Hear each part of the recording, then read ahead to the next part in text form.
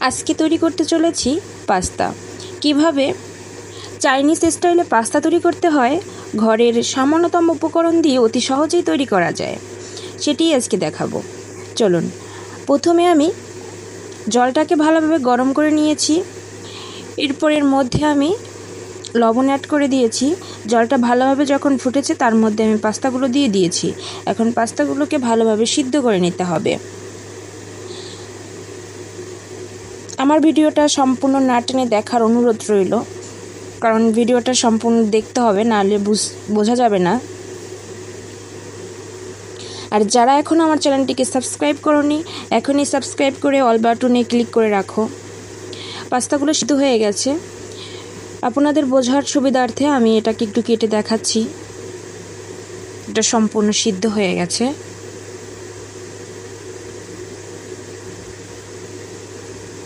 এরপরে আমি এর মধ্যে কিছু তেল দিয়ে দিলাম, যাতে একটার সাথে একটা লেগে না যায়, ঝুরঝুরে থাকে। তো বন্ধুরা, আশা করি সবার ভিডিওটা ভালো লাগবে। এরপরে আমি কড়াইটা গরম করে এর মধ্যে তেল দিয়ে দিলাম। তেলে ডিম ছেড়ে দিলাম, কারণ এর মধ্যে আমি ডিম দেবো। এখানে আমি 2টো ডিম ব্যবহার করেছি, আপনারা চাইলে আরও বেশি ডিম ব্যবহার করতে পারেন। ডিমটাকে আমি ভালোভাবে ভেজে নেব।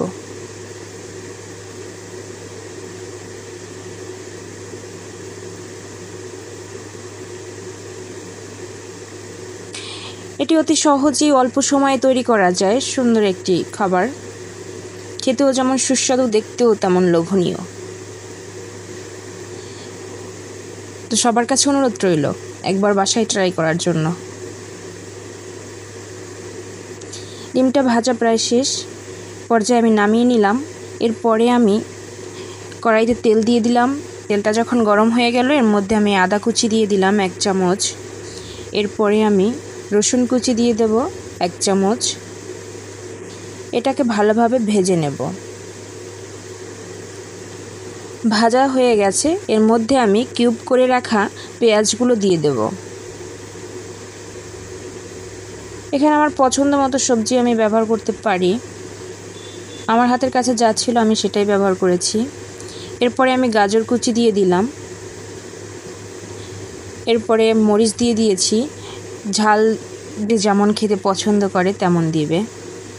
এরপরে আমি ক্যাপসিকাম দিয়ে দিলাম। 2 রকমের ক্যাপসিকাম ছিল, এটা দিয়ে দিলাম। স্বাদ মতো লবণ দিয়ে দিলাম। এরপরে ভালোভাবে একটু নেড়েচেড়ে ভেজে নেব। বেশি সময় ভাজতে হবে না, তাকে অল্প সময় ভেজে নিলেই হবে।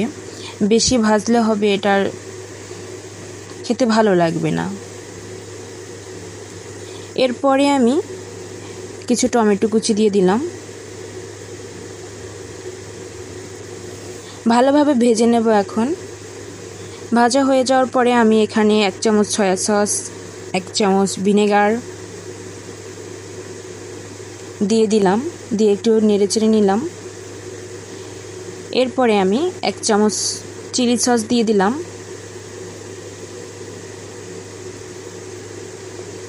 এটাকে ভালোভাবে মিশিয়ে নিলাম। মিশিয়ে নেওয়ার পরে এখানে আমি মেজারমেন্ট কাপের 1 কাপ টমেটো সস দিয়ে দিলাম। 1 চামচ গোলমরিচের গুঁড়ো দিয়ে দিলাম। এখন ভালোভাবে এটাকে মিশিয়ে নেব।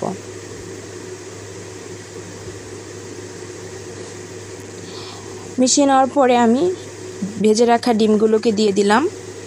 এরপরে আমি পাস্তাগুলোকে দিয়ে দেব এক এক করে সবগুলো।